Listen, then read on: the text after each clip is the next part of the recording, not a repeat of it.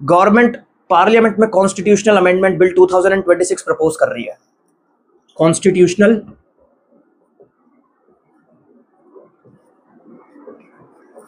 Amendment bill 2026 and this is 131st constitutional amendment bill. और government parliament में क्या propose कर रही है कि जो हमारा अभी जो ओल्ड पार्लियामेंट था,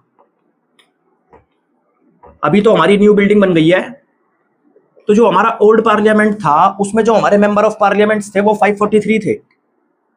और ये किस बेसिस पे हुआ था? ये 1971 सेंसस के बेसिस पे हुआ था। उसके बाद से ये अभी तक चेंज नहीं हुआ है। 543 पार्लियामेंट्स ओल्ड पार्लियामेंट में बैठते थे। ओल्ड पार्लियामेंट में हालांकि इतनी सीटिंग कैपेसिटी नहीं थी, फिर भी 543 पार्लियामेंटेरियंस को बिठाया जाता था। तो पिछले 56-55 साल से देखा जाए, पिछले 55 ईयर्स से देखा जाए, तो हमारा इसमें कोई बदलाव नहीं आया। और अब तुम्हें यह पता होगा कि ओल्ड पार्लियामेंट से हमारी न्यू पार्लियामेंट की बिल्डिंग बनी है।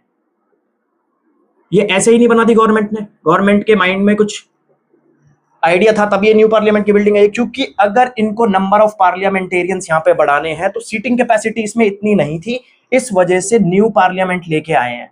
और अब इसके बाद ये 136 कॉन्स्टिट्यूशनल अमेंडमेंट बिल 2026 का प्रपोजल लेके आ रहे हैं, जिसमें ये कह रहे हैं कि जो 543 मेंबर ऑफ पार्लियामेंट्स थे 1971 सेंसस के बेसिस पे, इसको इंक्रीज करके हम 850 कर देंगे, जिसमें 835 हमारे स्टेट्स को मिलेंगे और जो 15 हैं वो हमारे यूनियन टेरिटरीज को मिलेंगे, एमपीज।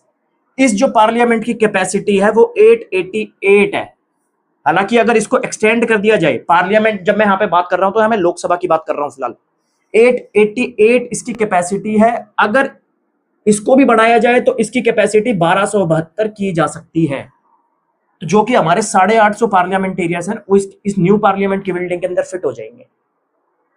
अब इसको लागू करने के लिए एक प्रपोजल दिया गया 131st कॉन्स्टिट्यूशनल अमेंडमेंट बिल, और कोशिश की जा रही है कि जो अभी 2029 में इलेक्शंस आने वाले हैं उससे पहले पहले ये हो जाए। हमारा अभी सेंसस आया है 2026 में, जिसकी एक्सरसाइज अब स्टार्ट हुई है।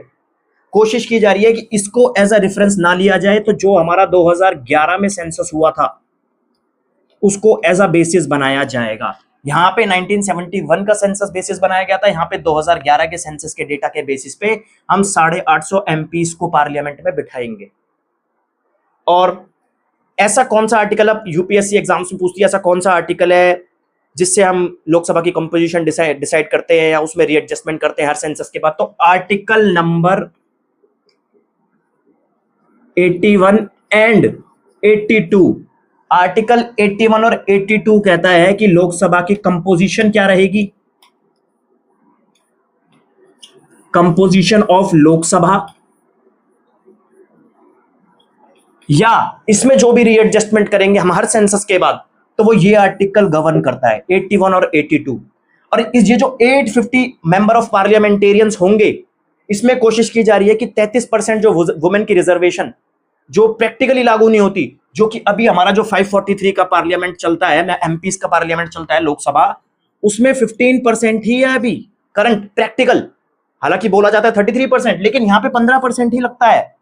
तो कोशिश की जाएगी 850 में 33%, 33% वुमेन की रिजर्वेशन भी हो। तो जो 850 का 33% आएगा वो लगभग 245, मतलब 245 वुमेन इस लोकसभा में बैठेंगी, जो अब 2029 के बाद हमारे इलेक्शन होंगे उसमें।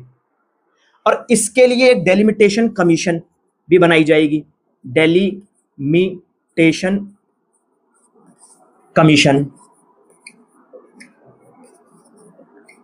अब ये डेलिमिटेशन कमीशन का क्या काम होगा? अब ये हमारे 543 जो हमारे एमपीज हैं, ये किसी ना किसी कॉन्स्टिट्यूएंसी के हैं, तो हर स्टेट को कॉन्स्टिट्यूएंसीज में बांटा गया है।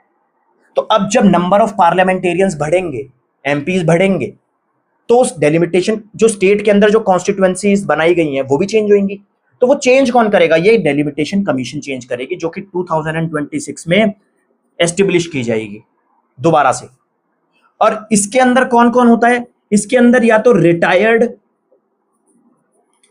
सुप्रीम कोर्ट के जज बैठते हैं सबसे पहला, या फिर सर्विंग, कोई सुप्रीम कोर्ट के जज सर्व कर रहे हैं जो, तो सर्विंग सुप्रीम कोर्ट जज, इन दोनों में से कोई एक तो होगा कंपलसरी है। दूसरा, इलेक्शन कमिश्नर, जो हमारे इलेक्शन कमिश्नर है वो इसमें एक होंगे। तीसरा, जिस पर्टिकुलर स्टेट का डेलिमिटेशन किया जा रहा है कॉन्स्टिट्यूएंसी का, उसके स्टेट के इलेक्शन कमिश्नर भी यहां पे होंगे। तो ये 3 लोग इस कमीशन में बैठेंगे, ये कॉन्स्टिट्यूएंसीज डिसाइड करेंगे कि अगर मान लेते हैं दिल्ली है, तो दिल्ली में जैसे अभी 7 सीट थी, तो 7 को चेंज किया जाएगा। चेंज बाउंड्रीज कौन करेगा? ये बताएगा कि ये फलाना बाउंड्री एक कॉन्स्टिट्यूएंसी में है, ये दूसरी बाउंड्री दूसरी कॉन्स्टिट्यूएंसी में है। अब सदर्न स्टेट्स जो है, जो कि हमारे सदर्न स्टेट्स, अब एक इसमें प्रॉब्लम ये आ रही है कि सदर्न स्टेट्स का मानना है, सदर्न स्टेट्स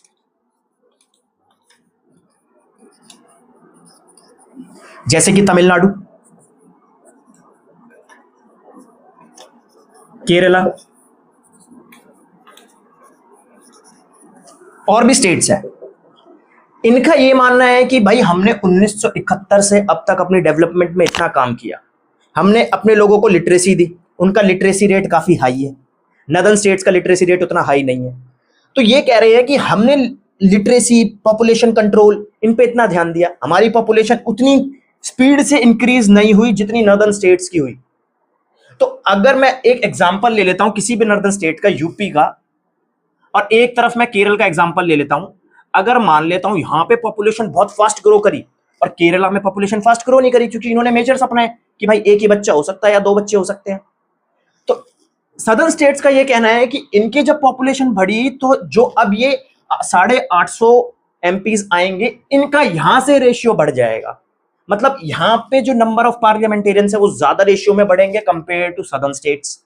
तो इनका ये कहना था जहां हमने डेवलपमेंट पे काम किया, हमने अपने लोगों की पॉपुलेशन कंट्रोल की, उनकी पढ़ाई लिखाई पे काम किया, तो हमें उसका फायदा ना मिलके नुकसान होगा जब ये दोबारा से बाउंड्रीज बनेंगी और दोबारा से नंबर ऑफ एमपीज बढ़ेंगे।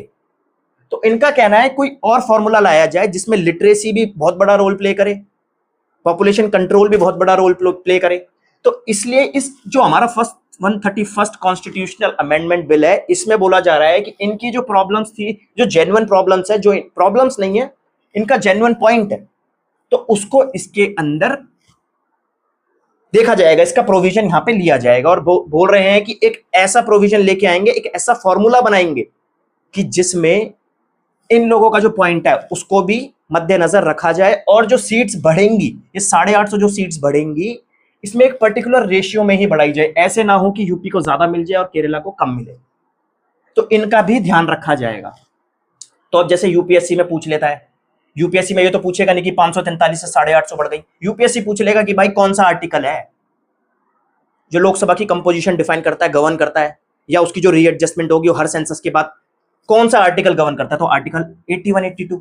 जो 33% रिजर्वेशन है, ये कौन सा आर्टिकल गवर्न करता है? ये 334A आर्टिकल नंबर गवर्न करता है। तो यूपीएससी ये पूछ लेगा। यूपीएससी ये नहीं पूछेगा कि ओल्ड पार्लियामेंट बिल्डिंग में कितने नंबर ऑफ पार्लियामेंट। हाँ, ये पूछ सकता है कि कौन से सेंसस से बेसिस हुआ था, 1971 सेंसस के बेसिस पे हुआ था ये, और अब हमारा 2011 के सेंसस के बेसिस पे हो रहा है। हालांकि ये भी यूपीएससी नहीं पूछता है, ये एसएससी सीजीएल जैसे एग्जाम जो होते हैं वो जरूर पूछ लेते हैं। तो ये हमारा 131st कॉन्स्टिट्यूशनल अमेंडमेंट बिल 2026, जिसको अब लाया जा रहा है और कोशिश की जा रही है कि 2029 इलेक्शन से पहले तो जो अब 2029 के इलेक्शन होंगे उसमें कोशिश की जाएगी इतनी सीट्स पे इलेक्शन हो।